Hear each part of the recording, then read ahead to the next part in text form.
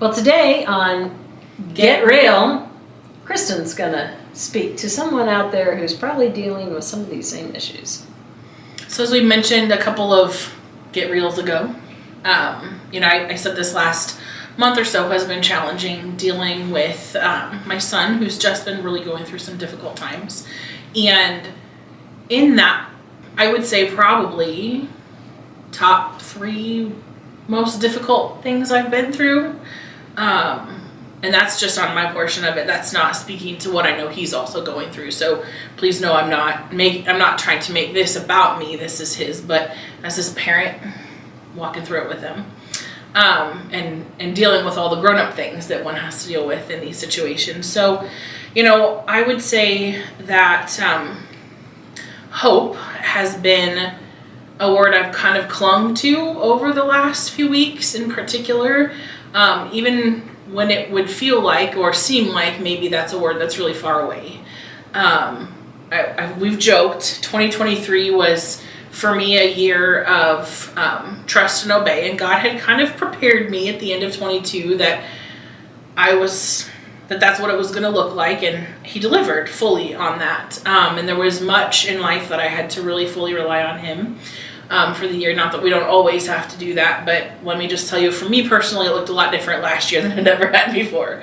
And I had hoped that 2024 would be different, but I think that God is just continuing to give me the opportunity to realize that he always shows up when he says that he will. And so I don't have all the answers for what the path through this is going to look like.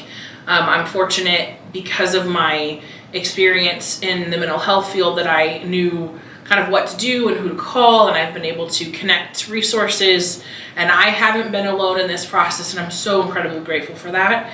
But I would have lost my ever-loving mind if I hadn't known and felt God's presence throughout all of this. And he's definitely provided some amazing support along the way through friends and family. They have been awesome. But my ultimate hope is in God and in Christ. And in those moments when I'm by myself and it feels scary, or he has felt maybe more silent than I would prefer. I had gotten kind of used to, I think especially a lot with this vodcast, this sort of open dialogue of, okay, God, what about this or what about this? And just kind of knowing in my heart what those answers were.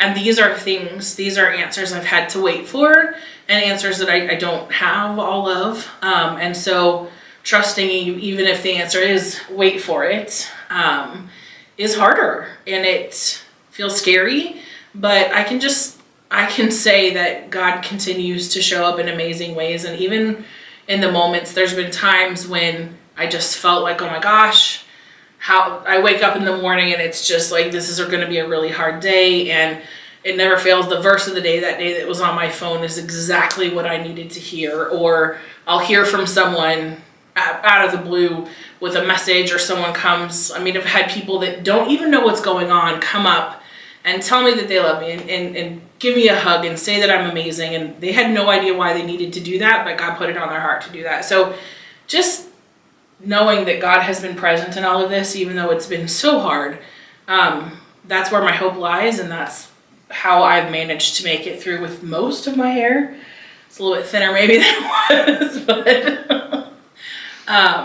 and I still have humor most days. I just color what you got. That's right. Oh wait, that's me. Come on, let's be honest, that's both of us.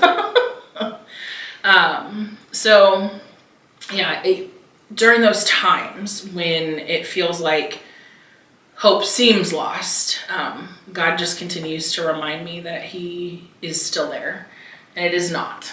And he knows the big picture. He does. And I don't. And so trusting that even if something in the moment, if it doesn't make sense, he can step back and see all of it, where sometimes, especially when we're going through the most difficult times, we can see about right here. And so trusting the one that sees it all. So for someone out there that maybe this is kind of touched and you can relate, leave us a comment. If you got a question, don't hesitate to ask. We would love to hear from you. Until next time. Shalom. Shalom.